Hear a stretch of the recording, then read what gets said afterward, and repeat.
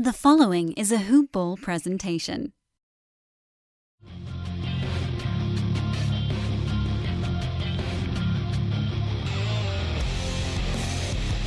Welcome to the Fantasy NBA Today podcast.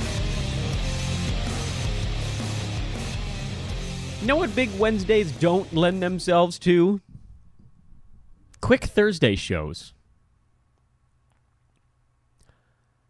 Welcome to Fantasy NBA Today, everybody. I am Dan Besbris, and I am bracing myself for what's sure to be a lot of talking over the next little bit. In fact, I need a little bit of time here to just kind of clear out the old piperoos for another day, because yesterday was crazy for me, and it reminded me a lot of my baseball time, because by the end of the day, my voice had degraded into this. It had this deep, resonant, like the kind of voice you listen to when you listen to sports. Or Chunky Soup. May Harry Callis, was that right? May he rest in peace, of course. Yesterday, Wednesday, I did a 5-minute spot with Mike Apotria, and I'll tell you more about that because I'm actually going to use that again in today's show. Yeah, that's right. I'm going to drop that sucker in. Want to make sure you guys know about this DraftKings Beat the Pro contest going on today. That link, by the way, we've been hyper pumping it at Hoopball Tweets, at Hoopball Fantasy, and my own at Dan Besbris. But I do want to, we're going to play that 3-minute clip with Mike again on today's show just so you kind of know what the actual contest is. We did the hour-long mailbag show with Vince Miracle. Cut all that stuff together. Recorded multiple segments. 3? I think I did 3 guest segments that got spread across the spectrum. And one of them you're going to actually get to hear in about 20 minutes on today's podcast with Eustacchio Raulli, who helps us cover the Cavs. He covers the Cavs for the B-Ball Index. He's a co-founder of Red Team Scouting. Well, I'll tell you more about him in a little bit. But we did a little bit of a deep dive on the Cleveland Cavaliers, a team that I know we've been spending a lot of time watching because they've been in such a state of tumult. The plan for today's podcast, as we get ourselves settled in, is, of course, go over the big Wednesday storylines, and there were a lot of them. Sometimes these days have so many stories that it ends up turning into a little bit of a box score kind of thing, but we're not going to talk about all of it. Remember, I have my things that I want to focus on. I've got my big picture stuff. I've got my names that I wanted to bring up, so we're going to go through that, and it's going to take a little bit, so settle in, put your recliner back one click. Then we're going to talk to Mike Apotria. We already have. You heard it yesterday, but we're going to do it again because I want to make sure everybody gets into that DraftKings contest. We had nobody in the contest yesterday. Now we have 20 out of the 50 slots filled as of Thursday morning. This contest is later today. It starts at 4 o'clock today when, the first game tips on Thursday. When lineups lock, as they say. Lineup lock. Actually, no, maybe it's 5 o'clock. Yeah, I think the first game's at 5 today, Pacific time. And it's pretty cool, actually. It's $3 entry. I think I might do it. I don't have a DraftKings login or whatever, but maybe I'll get involved just for this one. I'll play. I'll try to beat the pro. I'm sure I'm going to get my butt kicked, but whatever. If you sign up for DraftKings using the Hoopball portal, meaning go to hoop-ball.com, click on the premiums tab, and then there's a get the free in-season premium button, it takes you through to DraftKings. So basically, if you do that, you go to hoop-ball.com, you work through the DraftKings portal over there, and if you sign up and put $10 in a DraftKings account, you get the Hoopball premium membership free. So forget all that other promotion I was doing, that you can get it down to $17. You can actually get it down to 0 or effectively 10, because you got to put 10 into your DraftKings account, but you could turn that 10 into more. I mean, you could spend 3 of those $10 on this Beat the Expert contest, win 15, and then actually turn your 10 into whatever that would be. So 3 down, 15 up, 22, and then cash out. Actually, I don't think you can. I think you have to spend the full 10, so you'd have to spend another $7, but you'd be up $5 at the very least. So it's possible you could actually get the premium membership and win money on top of it. Pretty cool deal. And if you know anything at all about DFS, just get involved. You know that this is a good thing. The entry is $3.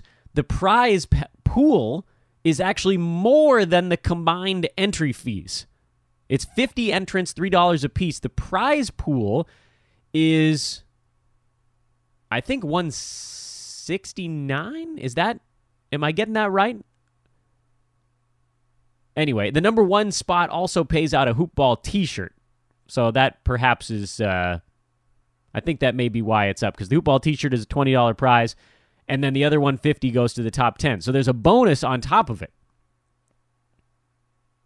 If you get first place, you get a hoop ball t-shirt and $15. If you get placed 2 through 10, then you just get the $15. But again, we'll talk more about that with Mike Apotria in a little bit. I just want to make sure everybody gets into this thing. Make sure to follow me, the various hoopball accounts on Twitter. I know we're taking a minute to get into the actual fantasy stuff today, but this is really important to us at Hoopball. We want this first Beat the Expert contest at DraftKings to be awesome, because that'll allow DraftKings to let us do it more often. They'll let us do it when we want to. And if it stinks, meaning if turnout is not great, then I don't know that that's necessarily going to be on the table. And like I said, it gives us an opportunity to give out those premium memberships for free. All you got to do is sign up for DraftKings through the Hoopball portal. Make sure to do it through that one. Okay, let's get into the fantasy stuff a little bit. Big Wednesday card, 10 games yesterday, plenty of stuff going on, a lot of who versus who questions that came in on Twitter, and I'll try to address a lot of them on this podcast, just in terms of guys that I'm keeping an eye on. One of the things we were watching for yesterday was Jeremy Grant, and he was good again, 12-8 with a steal, a block, and 2 3-pointers. He made both of his free throws. He's been quietly productive over the last little bit. I know, seems crazy.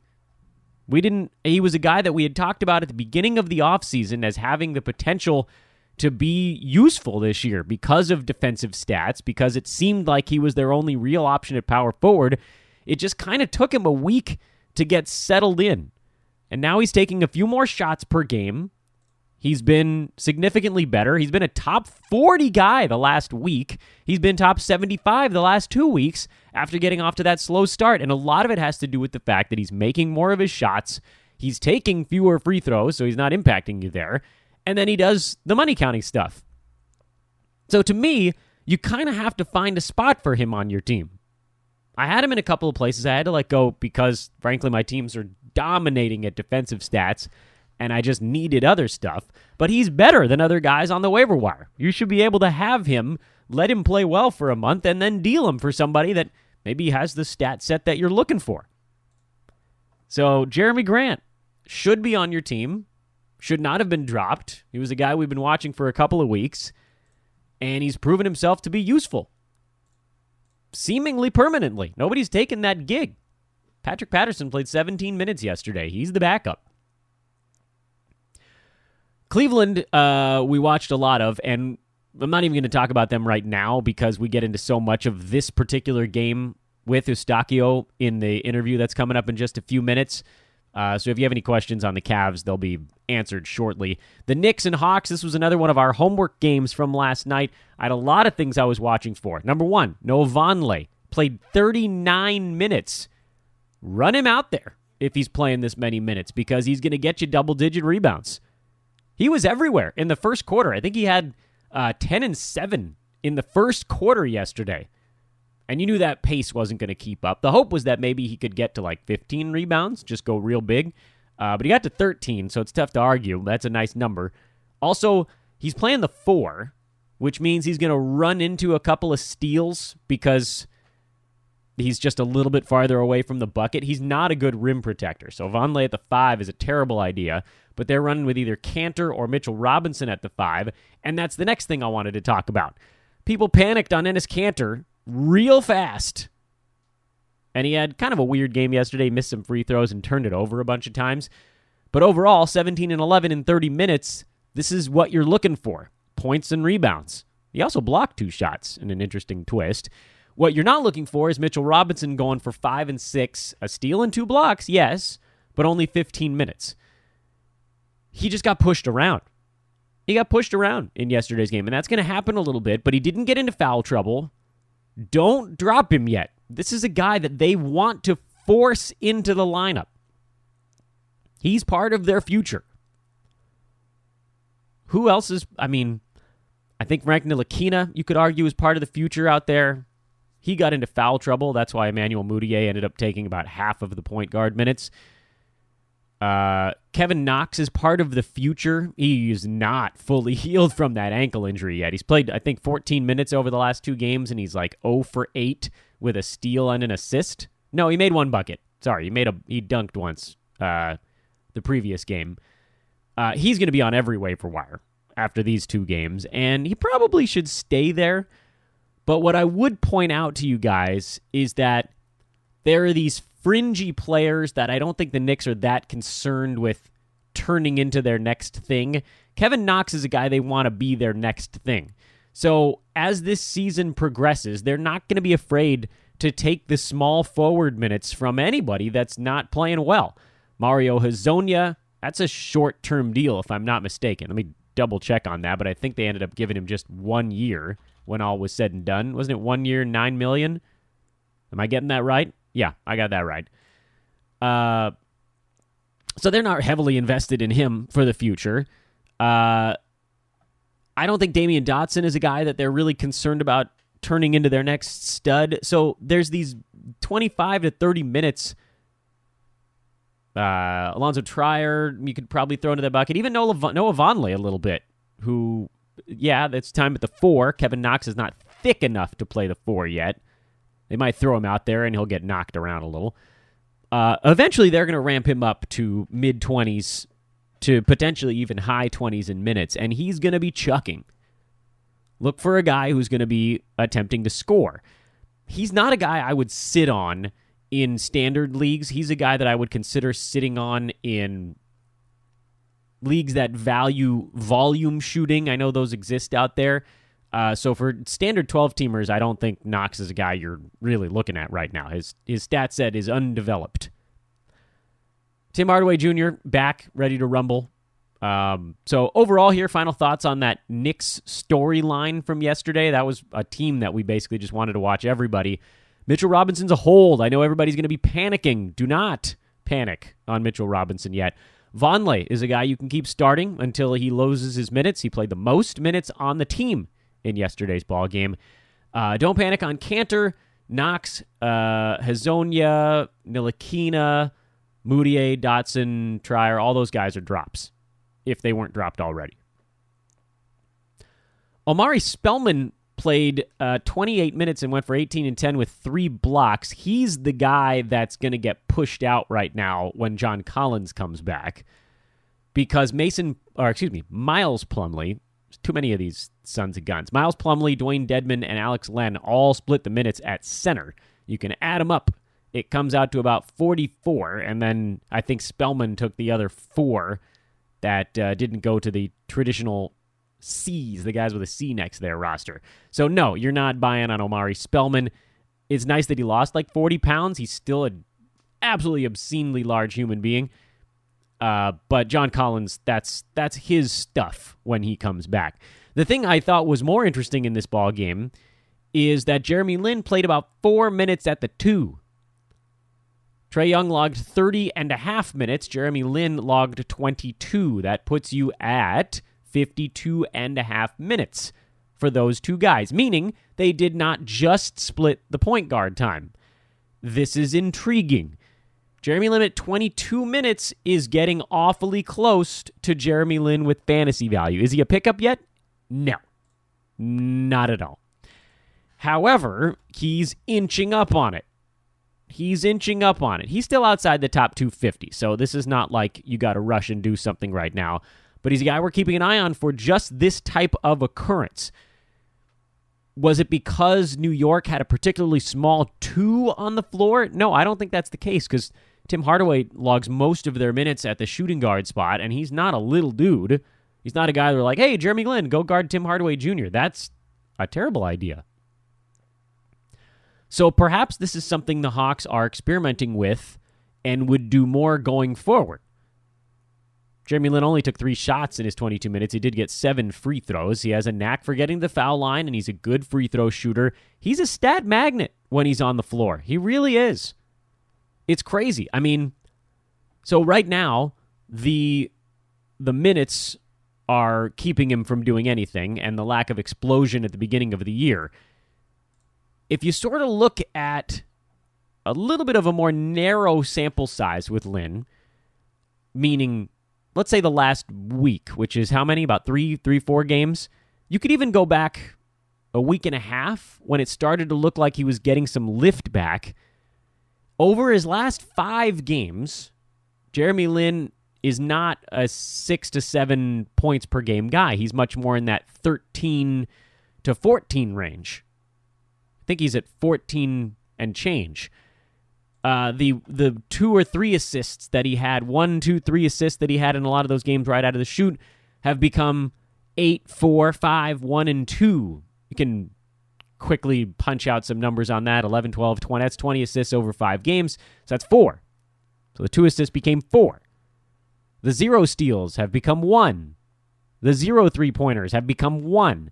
And as a result, over the last week, Jeremy Lin is actually just outside the top 100 in under 20 minutes per game. He's shooting 60% over that stretch, which for those few games is unsustainable. He's not going to shoot 60%, so that number is obviously going to peel back a little bit. But you're talking about a guy where if he gets up to 24 minutes, that's what we've said right from the outset, if Jeremy Lin's playing 24 minutes a game, he will be a 12-team guy. He's done it before, and he can do it again. 24 minutes is what he did in Brooklyn before he got hurt 2 years ago. And in 24 minutes, he averaged 14 and a half, 5 assists, 1.2 steals, and almost 2 3-pointers. I mean, a 5-assist guy. That's a big deal. It's not Linsanity big. But he knows that his opportunity is get on the floor and go nuts. You know, be the guy. Be the gunner in the second unit. Be the scorer. Set up the offense. Calm things down if Trae Young gets overwhelmed. So he's a watch list guy. Very much a watch list guy who could emerge with fantasy value as this season goes on because point guards are hard to find. And he's one that would be a bit more consistent, too. Whereas with a guy like Shelvin Mack, he's going to have to make like 60% of his shots to be as hot as he has been. Cooled off a bit as we sort of thought he might.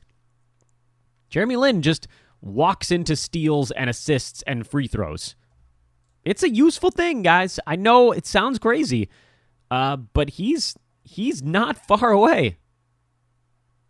He's not far away. That was a fun game. That was a really fun game from a fantasy perspective. A lot of stuff that emerged from it. A lot of our homework produced stuff. That was like digging, and we found some nuggets. San Antonio, Miami, there were no real storylines in this ball game. Miami dealing with a lot of injuries. I guess you could argue Wayne Ellington scoring 20 in 37 minutes was a thing, but I don't think anybody's buying it until he does it again or with Goran Dragic healthy, because they go to a different lineup depending on who's healthy and what team they're playing against. If he can do it again, then he's a guy you throw onto your team, right? I mean, there are very few guys out there that can make 3 to 5 3-pointers a night, and Ellington is among them, and he's basically available in every fantasy league everywhere. This did come out of nowhere a little bit. Now, admittedly, he was hurt to start the year, but he played 8 minutes, then 4 minutes, and then 37. So, you know, let's wait and see. No Goran Dragic, no Dwayne Wade. Derek Jones Jr. got hurt. They're still without Dion Waiters. They're still without James Johnson. Wait and see. Nice game from Hassan Whiteside. 1 block away from a triple-double, too. Irrelevant to our discussion, but a nice game anyway. Oh, I remember what I wanted to talk about from this one. Derek White, who played 16 minutes, did not score, got a rebound, 3 assists, and a steal. Honestly, I'm stoked about it.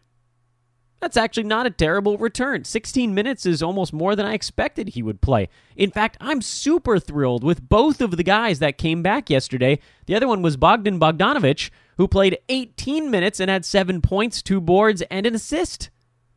That's stellar, man. If you've been sitting on these guys, keep sitting on them, because the one thing you got to remember is they haven't played in a long time. It's going to take weeks for them to get back to where they really should be. So don't freak out. This was a really nice first game for both of them. They got a good number of minutes under the belt. They came out healthy, rusty, whatever, but beautiful.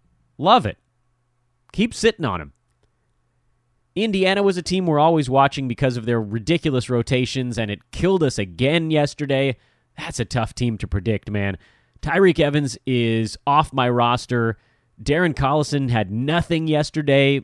He's a guy for me in 9-cat roto I'm still holding on to. In head-to-head leagues, I think you can probably part ways. There's just sort of not enough in the counting stuff for him to overweight the low number of attempts where the good percentages can kind of, over the course of a 1-week thing in head-to-head, he could basically do nothing for you. In a full season in 9-cat, I think he's still going to be useful. Thad Young slowed down in this one after a couple of decent games. Miles Turner had another kind of poor game, but at least he played 30 minutes. This was all Victor Oladipo. And then Corey Joseph got a ton of time. Indiana was just getting run out of the building, so they went to some different looks. This is a weird season. This is a weird season for the Pacers. They're not playing as fast. Either that or everybody else is just playing so much faster. But they're now tied with the 76ers at 7-5 in the early going.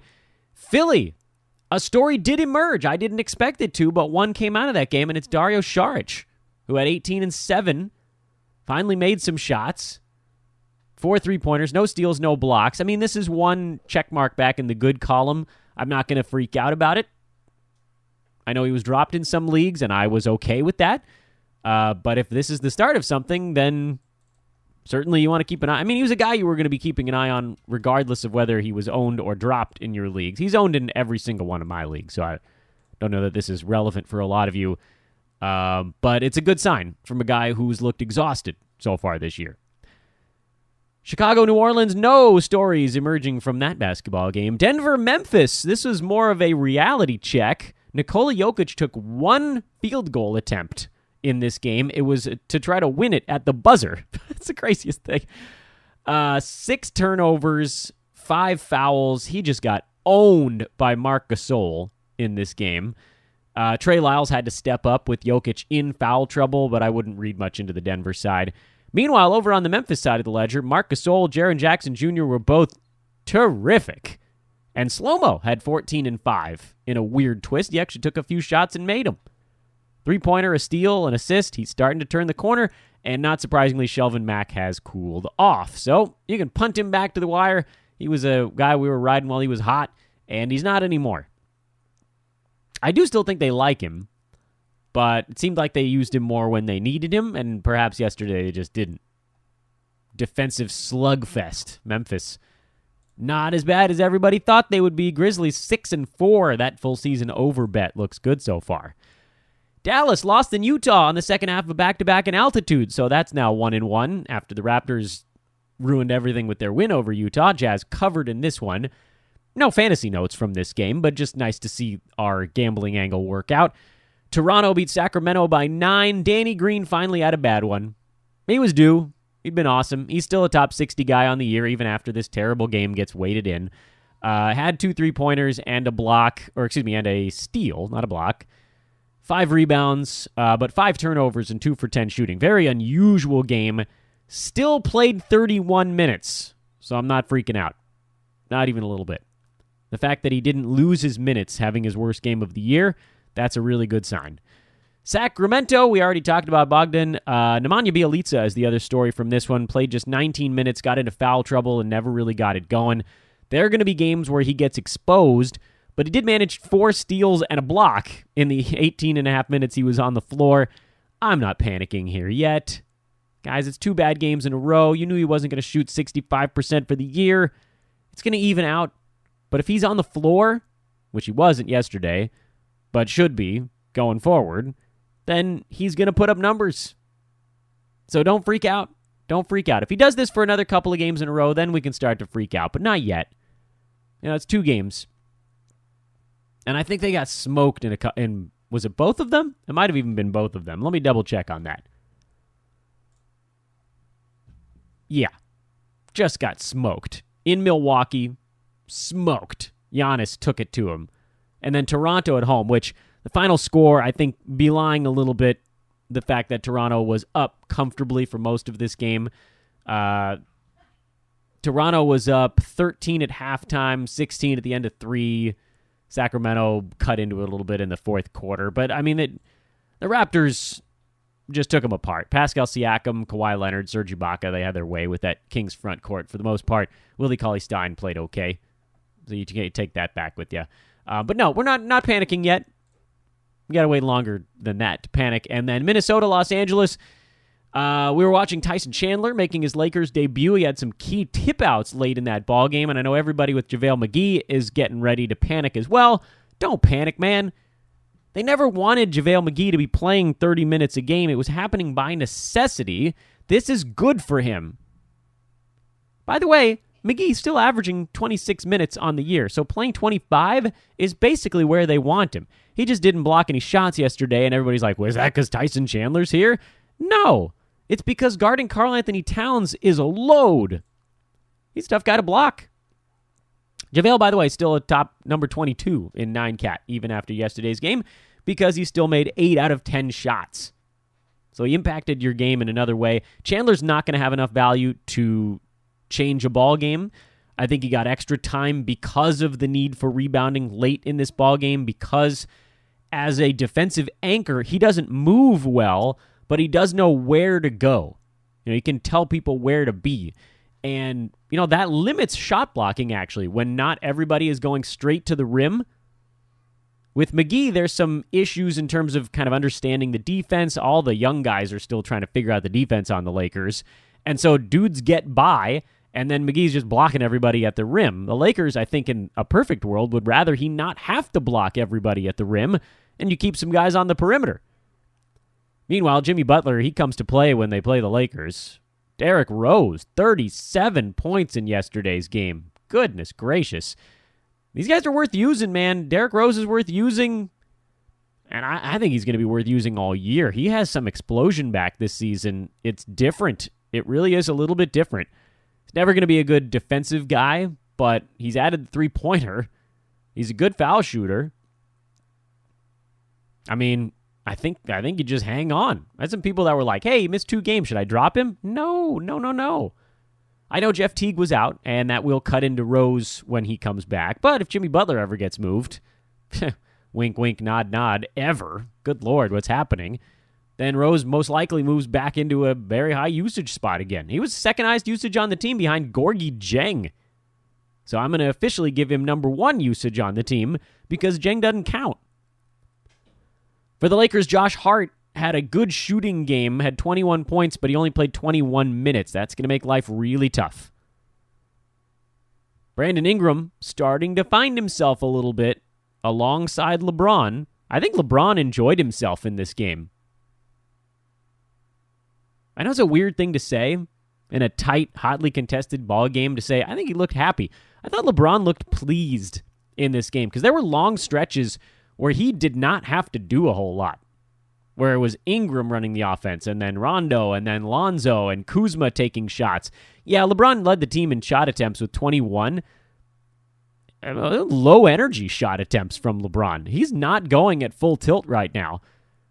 And the Lakers are heading into a stretch of games that are a bit more eminently winnable for them over the next little bit. So I know this is the Laker guy in me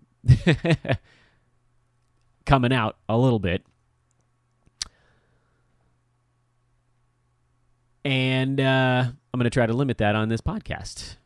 So one team that we skipped over here in our storylines from Wednesday was the Cleveland Cavaliers, and there's a good reason for that. It is because we're going to be talking to a man named Eustacchio Raulli in just a couple of minutes. But first, I want to remind you guys again about that DraftKings promo, and to do that, we're just going to slot in yesterday's 3-minute chat with Mike Apotria. So please, if you haven't listened to this already, listen to it now. If you have heard it already, feel free to skip ahead about 3.5 minutes, but also come join us in our DraftKings promo. So I wanted to make sure to highlight one of the really cool new things we've got going on at Hoopball, and that is the DraftKings Hoopball Beat the Expert competition with our very own Mike Apotria. What's up, Mike? Hey Dan, what's going on, man? How's your afternoon going? Oh, just, hanging in there. The same old stuff. Okay, so let me make sure I got this right. This contest is going to be weekly on Thursdays, and the very first one is the 8th of November, which, depending on when you're listening to this podcast, could either be tomorrow or today, I guess, if you're, depending what day. Tell me a little bit about it, because again, I don't fully understand DFS stuff. How does it work? What are the advantages to joining this particular contest? I would assume that means you're in it. Definitely in it. I'll be in it for sure. Even if it wasn't a Beat the Expert contest, I would love to get in here and play with our listeners. But it is a Beat an Expert contest, and there is a 50-person lobby. So we're looking to fill this thing up, fill it up as fast as possible. You can reserve an entry. It's not a multi-enter, so you can only get one entry in it, so you don't have to worry about guys like me pumping 10 entries in there and taking up a bunch of spots. Because as of right now, I do only have one T-shirt. I'm looking to double that. I'd love to see you guys try to take me down, but getting first isn't the only way you win it. We're paying out in the top 10.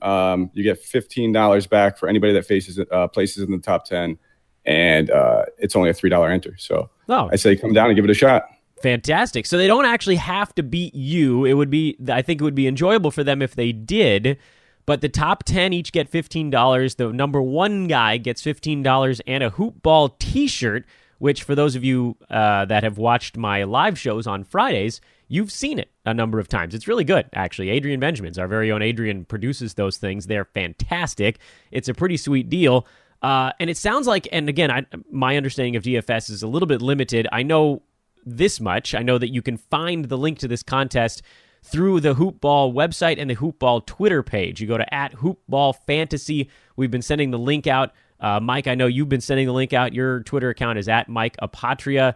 Apotria is that last name.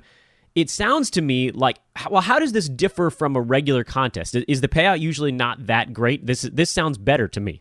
Well, it depends. I mean, there's multiple types of contests you can enter. We talked about it a little bit in a previous podcast where there's your 50-50 and your big tournaments. But the difference between this contest is, you're playing me. I mean, I'm in a bunch of them, but it's a much smaller field. And you kind of, at the end of the day, you'll get to see how I constructed my lineup.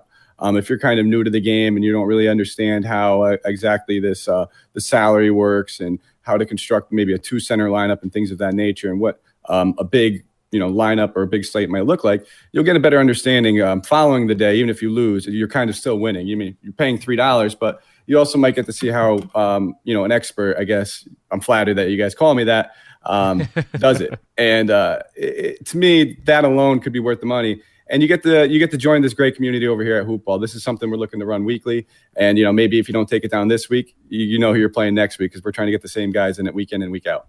I got to admit, I'm tempted, and I don't even know what I'm doing. For premium subscribers, by the way, Mike is also going to be chatting on Wednesday in the late morning Pacific time about DFS stuff. So if that hasn't already passed by, you should check that out as well. Mike, looking forward to DraftKings Beat the Expert podcast number 1 coming up on Thursday, November the 8th. Good luck to you. Thank you, and good luck to you and anybody else who wants to come in here and take a stab at it. Do your research, because maybe I'll talk a little bit that day, but I might keep a little bit of the information, because I do want that second T-shirt real bad. That's right. We got to get Mike his second T-shirt. We got to get you guys your first T-shirt. Again, it is the Hoopball Beat the Expert DraftKings promo. It's Thursday, November 8th, and weekly on Thursdays. You can, however, reserve your entry ahead of time. Again, it's a $3 room. Top 10 slots pay $15 a piece. 50 people max, so it's actually, by all accounts, a relatively easy win. Nothing's an easy win, but it's an easier win than some things out there. It's going to be a lot of fun. Go get the link. I'll make sure to retweet it as well if you already follow me at Dan Besbris. Again, you can follow at Mike Apotria, at Hoopball Fantasy. It's going out through all of those channels. Join us. It's going to be a blast. Mike, once more, thanks again. Thanks for having me, and good luck. Hope to see you in there. All right. So I know a couple of you have listened to that a couple of times now, and for that, I thank you. Thank you. Please do, though, join up. It's going to be so much fun. You got a chance to win a little bit of money, which is also cool. Not a ton of games tonight, so you don't have to spend an hour and a half trying to figure out your DFS lineup. I think Mike is also doing a live chat on YouTube at some point. He can help you build your lineup that you could potentially use against him. It's an absurd thing to do, but he's willing to do it. And again, those links, it's not an easy link to find, I guess, for me to give out on the podcast necessarily. The best way to find it is just to follow me or Hoopball on Twitter, or Mike Apotria on Twitter, and we can get that to you. If you can remember this, the contest is number 636-11732. That's stupid. Why did I even... Yeah, just follow us on Twitter. That's the easiest way. Moving along to the next thing, I want to do a little bit more on the Cleveland Cavaliers, so let's jump into that. As many of you guys know, I consistently give Cavs game as homework on these podcasts. Yes, that's right. I do assign homework assignments. The longtime listeners, you guys have done a lot of fine work. I've used a red pen and I've graded you, and you've all done pretty well. You're passing. B+, somewhere in that range. We haven't had any extra credit stuff yet. And right now, the Cavs are a really important team to watch from a fantasy standpoint because you've got all these situations kind of shaking themselves out. You've got injuries, you've got position battles, you've got recent coaching changes, and frankly, sometimes you watch a game and you're just like, I don't know what to make of this. I legitimately don't know the lessons I'm supposed to take away after having watched this ball game. But luckily, we have somebody who knows more about the Cavs than we do, and he's here to shed some light on it. It is Eustacchio Raulli. He is a co-founder of Red Team Scouting. He writes for the 94 and the B-Ball Index. Mr. Raulli, welcome to the pod. Thanks for having me on, Dan. What do people call you that's like a fun nickname?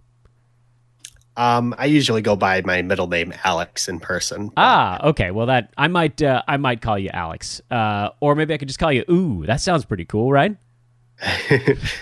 Let's go with Alex. Okay, Alex. You can follow Alex on Twitter at EVR1022, EVR1022. Make sure to check that out. So I think we probably got to start with just sort of the overarching, the broad stuff, which is Ty Lue started the year as the head coach, and he's already not. After the Cavs went 0-6, they moved on.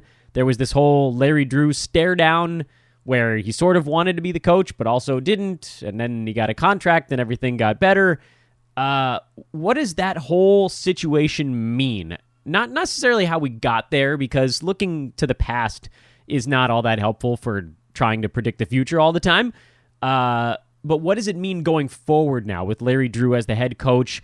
Are there culture changes in Cleveland? We heard about some of the veterans expecting to have been traded that aren't so far. So kind of what is the next, we could say short-term and long-term, what does the next few weeks look like? And then what do you think maybe towards the All-Star break and towards the end of the year? Well, I don't think Drew really provides a lot of stability in that head coaching position. I think he's really just a placeholder for the rest of the year while they conduct a more thorough coaching search. And I think that's what that whole contract negotiation was about. Drew knew that he wasn't in the long-term plan, and so he wanted to get a little guaranteed money for next year. But I think in the short term, really it just speaks to the instability of the Cavaliers organization. So I expect that to continue over the next few weeks and months, with the rotation continuing to be somewhat unpredictable. Out of the blue, Colin Sexton and J.R. Smith started tonight. So you just never know what you're going to get with these Cavaliers. As far as the team's identity moving forward, maybe we'll see some more of the veterans in the next month or two getting showcased, perhaps setting them up for a trade before the deadline in February. But overall, I think the focus will be shifting to player development over the next couple months, because it's going to be very clear that Cleveland is not going to get back in the race for the 8th seed. They are probably going to be one of the top candidates for the number 1 pick. So prioritizing development of their few young players should be a priority. So who qualifies, I guess, in that regard as one of the young players? Colin Sexton is an obvious one. They just drafted him, but who else falls under that umbrella of guys they'd like to develop moving forward? Because there's sort of a blend of really old guys, like one super young guy, and then a handful of guys that are kind of in between a little bit. Yeah, that hits the nail on the head. There's a lot of in-between guys there, and trying to figure out who's in the long-term plans and a little bit tricky if you're looking at the playing time recently, but two guys stick out to me. Jetty Osman, who has been probably the one nice surprise of this season, starting at the small forward position. Tonight he started at power forward and only lasted 6 minutes because of back spasms, but he's developed into a pretty capable starter. He can create a little bit for himself and for others. He rebounds. He plays energetic defense, if not always the most effective. And so he's been a pleasant surprise, and I think the Cavaliers will try to lock him up long-term next summer. The other guy is Larry Nance Jr., whom they linked to a 4-year, $45 million extension in the offseason. So he's clearly part of their long-term plans, even though he has had inconsistent playing time earlier in the year. That's more of a roster fit issue in the short term, but long-term, he's definitely going to be there a while. So I would expect his playing time to become more consistent later in the year. How long? If you had to make a wild guess, because I think a lot of us thought Larry Nance would be playing out of the chute because he is kind of one of those sort of in-betweeny guys, and if not for Jetty Osman going down on Wednesday, I don't know that we would have seen much of him in that game. It seems weird almost how little he's played. It has been a little bit weird. He did start the season out injured, however, so he was working himself back. He missed the first 2 games of the season, I believe, with injury. And then the next 4 games after that, he was starting. He was actually facilitating quite a bit of Cleveland. He led them in assists a few games. But then Ty Lue got fired, and everything got crazy after that. They made Sam Decker a starter for a couple of games, and his place in the rotation sort of came murky after. So I think part of it is just the reactions to the Lue firing, the Kevin Love injury, and that the Cavaliers really don't know who they are right now. But Nance is a talented player, and I think that talent will allow him to reestablish himself in a consistent rotation position later in the year. I wouldn't be surprised if he even surpassed Tristan Thompson as the starting center late in the season, because he has a little bit more versatility than Thompson does. That leads us, that's a wonderful segue actually to Tristan Thompson, who's been logging really heavy minutes. And I try to watch a lot of Cavs games to figure out exactly what the plan is on a night-to-night basis. And he's getting a lot of looks on offense. I can't imagine that's by design, right? I'm not sure much is by design right now in the Cleveland offense. If I'm being honest, it's a little bit of a free-for-all out there, although they haven't been terrible on that side of the ball. I think they're like 18th in offense right now, so it's not like bottom of the barrel. It's been reasonably effective. And actually, Thompson has been one of the reasons why, with his energy on the offensive boards. He's averaging 4.2 offensive rebounds per game right now, which it has to be near the top in the league. I don't have the numbers in front of me, but it's a really good number. It would be the best of his career. And so, he was always going to be a little bit more involved with LeBron gone this year, but it's kind of surprising how frequently he's been a focal point. And that said, he's not the most talented player out there. He's only been moderately efficient with his touches so far. And while his energy, his stamina, able to play big minutes from the center position are valuable, he just doesn't really have a lot of long-term development appeal to an organization that has to reset its focus. I think they came into the year thinking they could maybe win 30, 35 games and stay in the race for the 8 seed for a while. And Thompson made sense within that scope. But resetting the focus to the future, I'm just not sure what his place long-term with the organization is. I'm sure he'll be here till the end of his contract, but after that, I don't think he's in the plans.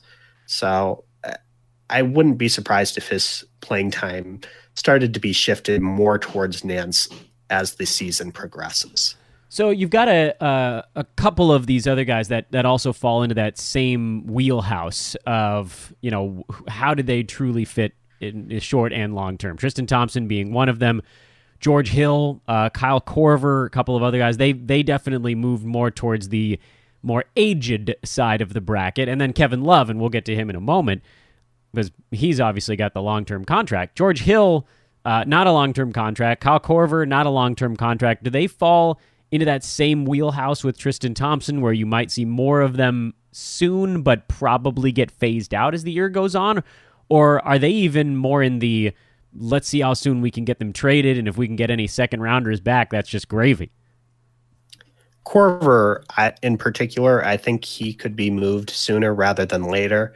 He's sort of very inconsistent minutes early in the year, and I'm not sure why, because he was honestly the Cavaliers' third best player last season. And I know he's old, but he can still shoot it better than just about anyone in the league. And there's plenty of playoff teams that would love to have him off the bench to give their team a spacing boost. So having fallen out of the rotation in Cleveland, I would expect them to try to move him within the next month or so, try to honor the request that he made and has been very patient with thus far. Hill is a different situation, I think. Although he's playing well enough to get some interest around the deadline, his contract is pretty large this year. Now, if a team was trying to dump a bad contract and wanted an expiring back, Hill could fit the bill for that. But most playoff teams, contenders, aren't going to have a contract to match salary with that. Moreover, Hill has a clearer role on the team rest of the season, in my opinion, because he provides a steady veteran presence at the point guard position. And although Colin Sexton has flashed some potential early in the year, he's just not ready to be an everyday starting point guard in the NBA at this time. He has great burst and he gets to the rim. He's willing to seek out contact. But when you look at his frame, it's not ready to absorb that type of contact night in and night out for big minutes. And so that's where Hill's role comes in. He can pick up 24, 26 minutes a night at the point guard position. He can be a game manager more so than a playmaker, but he's good in that role. He's been shooting efficiently from three-point range on moderate usage. And honestly, the offense has been humming when he's in the game. They 114 O rating while he's in the game. So I think that will be sort of a platoon that you see the rest of the season, with them splitting the minutes fairly evenly. So I expect him to finish out this year on the Cavaliers. They will probably buy him out in the offseason. He's only guaranteed for $2 or $3 million next year of his $19 million contract. Korver probably will get moved. You mentioned during that exchange Colin Sexton, and he's certainly one of the guys that falls into the development branch. In what I've seen so far, and feel free to completely correct me, but what I've seen so far was also a guy who seems to be a bit more comfortable scoring than passing. Am I seeing something wrong or right? No, that's absolutely right. He definitely has that score first mentality, and he has to learn to take advantage of the opportunities his speed creates. He can draw defenders by collapsing the defense, but he doesn't always find the open shooters on the perimeter when he does that. It's definitely something he needs to learn over the next couple years. Along with that, he doesn't quite have NBA range on his jump shot yet, so he has to work on extending the range on his jumper, developing a little bit tighter handle. Most of these issues are normal for young players. I'm still relatively high on his long-term development, but I don't think he's as NBA ready as some of the other rookies drafted in the lottery. Trae Young in particular has been fantastic out of the gate, despite having a similar light frame, but his game is more perimeter oriented. Guys that like to drive the lane a lot need a little bit more time to develop, in my opinion. So Sexton sort of falls in that category where I think year one is going to be pretty rough. Year 2 should be a little better, and probably year 3 is when he'll hit his stride. And then I got to ask you about the big money man, Kevin Love, who was signed to a long-term extension following this season and then immediately ended up having surgery for a toe situation that was at first just we're going to rest for a little bit and then long-term surgery. So I guess the question there is, in terms of impetus, right? It's pretty obvious to say there isn't a big rush to get a guy back that you want to build your franchise around. But there's the other side of that same equation, which is, don't you want your one remaining star player in there a little bit at some point, even if it's just to sort of get the fans jazzed up? What do you see his season looking like? Is he really going to play when he gets healthy, or is this like a kind of a year off for him? That's kind of a scary thing to think about. Yeah, it's an interesting situation there. He should be out, I believe they said at least 6 more weeks, so that would put us mid to late December before he's even starting to be eased back in. One thing I want to mention with him is that when the Cavaliers signed that extension, their expectations for this year were a lot higher than what has transpired. So there is some chance, although it's a small chance, that they might try to look to trade him around the deadline. Now, the trade restriction on his contract lifts on January 24th. The deadline is on February 7th. So if they could get him back in early January, they might try to showcase him for the rest of that month and see if they get any bidders. That said, I still think they will want to keep him long term. Even though the Cavaliers aren't going to be winning this season, probably not next season either. I still think he's part of the plans. Having a stretch 4 like that is perfect for Colin Sexton development. It will keep the lane empty, allowing him to drive it. And so I think there's a really good fit there between those two players. Offensively, Love works really well with Nance, also just signed an extension. I'm a little worried about the defensive side with those two at the big men positions, but I mean, the Cavaliers locked them both in, so it is what it is at this point. But I would expect them to get him back into the rotation probably early to mid-January, and I would expect him to play his normal workload from that point forward if he can stay healthy. That's always a big caveat with him over his career, but I would expect him to be probably a 32-minute per game guy from January till the end of the season, while maybe missing a handful of games here and there. All right, that's less terrifying than what I thought you might say. I'm going to chalk that up as marginal good news. Hey, one name that didn't really come up all that much a little bit early on is Jordan Clarkson. Any idea what the plan is with him going forward? It seems like his role is actually growing slowly in the early part of the year. Yeah, he actually played 32 minutes per game in the last game. And, Clarkson isn't a guy that I'm very high on. But I have to give credit where credit's due. Early in the season, he's been scoring about 34 points per 100 possessions, and that's compared to about 22 points per 100 for Rodney Hood, who is the other shooting guard there. Clarkson's been more efficient as well. And so he's probably been the Cavaliers' best scorer so far this season. That said, he doesn't really facilitate good team offense. Now, I have to admit, the game that was just played a few hours ago before this recording. We're recording this, by the way, on Wednesday the 7th, just in case folks are listening on another day. The Cavs, it was a final one on that one. Cavs lost by 9 to the Thunder in that game. Sorry, continue. Yeah, so tonight, just to invalidate my argument a little bit, he decided to drop 8 assists in his game. But prior to this game, he had been averaging under 1 assist per game, and he just didn't get his teammates involved very often. So even though he was scoring a lot himself and doing so efficiently, the team offense was only mediocre when he was on the court. Whereas Rodney Hood, he hasn't been scoring as much. He's been fairly inefficient, but because he isn't dominating the ball and he has a 3-to-1 assist to turnover ratio, he's facilitated better offense when he's on the court. And so I'm a little speculative that Clarkson's playing time will continue to increase throughout the year.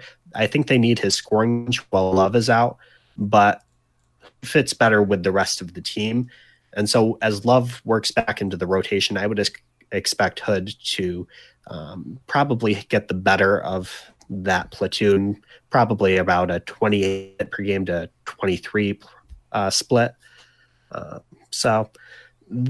That's what I expect moving forward, but it's obviously an unstable situation. Yeah. Night to night, you never know what you're going to get between the two. That's right. You get the little asterisk disclaimer, subject to change due to weather conditions and other terms and conditions and so forth like that. Alex, you told me I could call you Alex. Thank you so much for that. We got through almost every player on the team. Oh, you're very welcome. Thank you for having me on.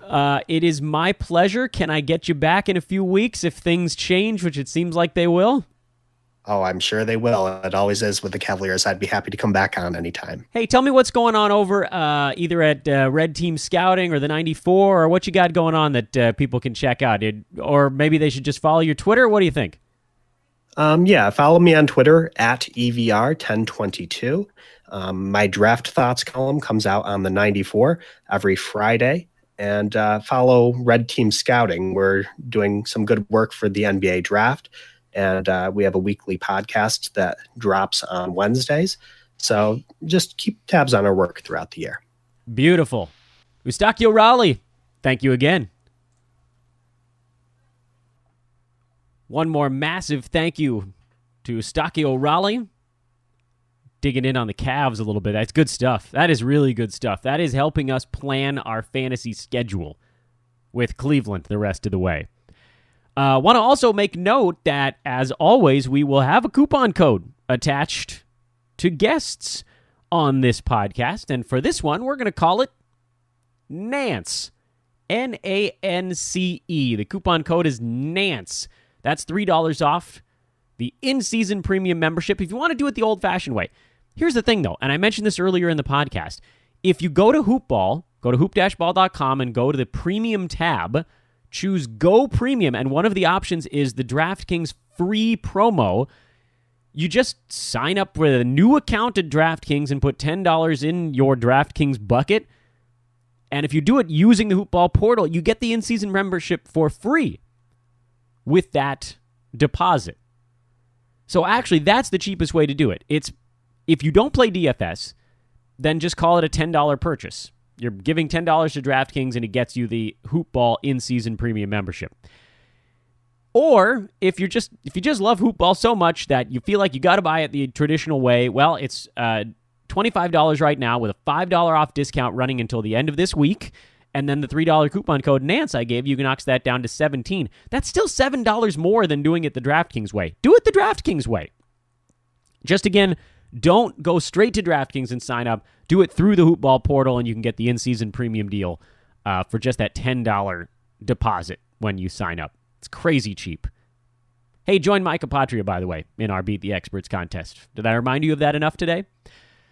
Quickly now, here at the end of the podcast, I want to go over the Thursday card. It's just a 4-game slate. Houston, 4.5-point favorites on the road at Oklahoma City. Phoenix catching 9.5 at home to the Boston Celtics. Portland, 5-point favorites at home to the Clippers. And the Warriors, 5.5 points. That's it. That's all they're laying against the Milwaukee Bucks in what should be a pretty good ball game. Not super enthused by a lot of these lines. I think the Clippers have a nice chance to play Portland tight, but those are actually, to me, two teams that are pretty regularly underrated by the betting market, and they're playing each other, which kind of cancels that out. Phoenix, I thought, has been playing a tiny bit better, but it's pretty easy for a bad team to lose by 10 to a good team. I think there's a decent chance they actually keep this thing competitive for 3 quarters and then still lose by 10. So a reason I don't really much care for that one. Houston is getting healthy. They're starting to play some D, and no Russell Westbrook in Oklahoma City makes me think I don't really want much to do with this. And then that Warriors-Milwaukee line is a weird one. It's a very weird one. I know there's no Draymond Green. I believe he's been officially ruled out, and that's a big deal for the Warriors' defense, especially when you consider they're going to be contending with Giannis. But this is saying the Warriors are a 2.5-point neutral site favorite against the Milwaukee Bucks. And that, to me, is way too low.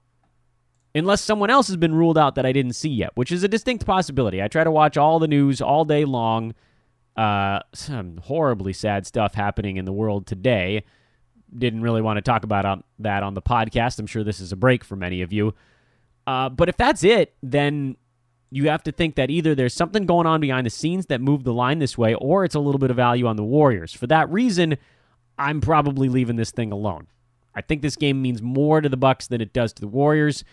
Milwaukee, second place in the Eastern Conference right now. Warriors at 10-1, not really being challenged truly to this point. I mean, Steph Curry is just crazy.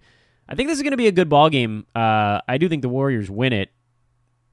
I think they win it by 6 or 7, which gives me that ever so tiny lean to the Warriors side. But this is a card. Generally, these Thursday games, too, there's so many marquee matchups. Best to leave them alone. From a fantasy standpoint today, well, we can watch Jeremy Grant again. This will be a hell of a test, dealing with the Rockets. Phoenix in the aftermath of the Tyson Chandler buyout. Do we get some more Rashawn Holmes after one good game? I'd love to see him get up to 20 minutes. I wish he would.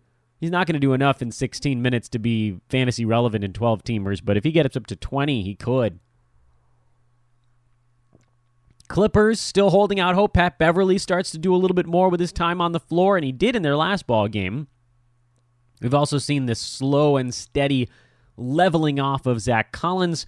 And then Milwaukee Golden State, if Draymond, maybe this is only a one-game absence, which, fine, maybe there's nothing that you take away from it, but it does give you an idea of maybe what you could expect later in the year if Draymond misses any additional games. So let's use this as kind of a recon more than any immediate move that you have to make as a result of today's card. That should about do it for us on this Thursday show, making sure I didn't forget anything that I wanted to talk about. Let's see, we talked about the DraftKings promo. We talked about being able to get your in-season premium membership for free on DraftKings. We covered the tons of storylines from Wednesday. We did a deep dive on the Cavs. We talked to Mike Apotria. Oh, last thing, tomorrow, live show with Brew. It's Friday coming up. Yeah, that's right. Fun Shirt Friday. Should be in the early afternoon tomorrow. I know we had West Coast time, I should say. I know last week we did it before lunch on the West Coast. This week it'll be after lunch. My guess would be about 1:30 or 2 p.m., somewhere in that neck of the woods, maybe even a hair later than that. Stay tuned. Follow myself at Dan Besbris, at Hoopball Fantasy, or at Hoopball Tweets, or even at Aaron Brewski on Twitter if you want to get updates on that live show. It's so much fun. There's so many more of you that listen to this podcast in traditional channels than hang out with us on the live one. And you're like, well, what's the point? Why do I give a hoot about watching you guys live? Well, number one, you get to see our dumb faces on YouTube. And number two, if you navigate to the YouTube page, there's a chat room. You can literally ask us questions about fantasy while we're doing the show. The questions are not being sent in beforehand. They are not being filtered. I'm reading them as we're doing the podcast. It's a terrible way to do a show without a producer. It's why I say things like, all right, just scrolling through and find the next one here. And oh, here we go. And it's stupid radio, but you guys can be there. You can be the reason I sound like a dummy. So come join us. Live show tomorrow, early afternoon, which means the podcast will likely get posted in the late afternoon. Show's coming a little bit later on Fridays this year. Thanks again to Eustacchio Raulli, who, once again, you can follow on Twitter at the handle EVR1022, EVR1022. Check out his stuff.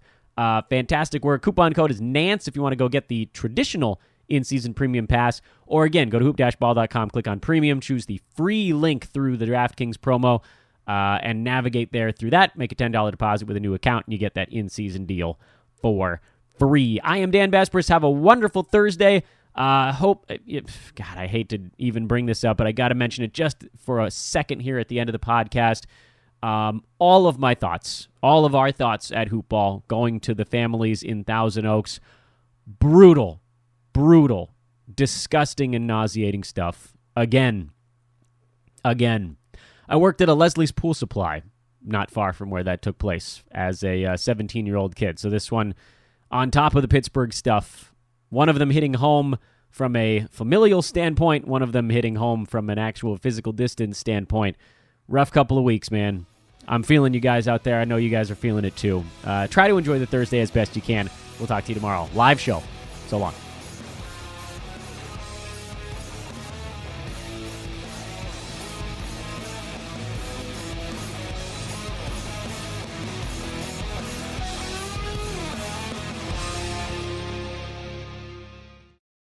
This has been a Hoop Ball presentation.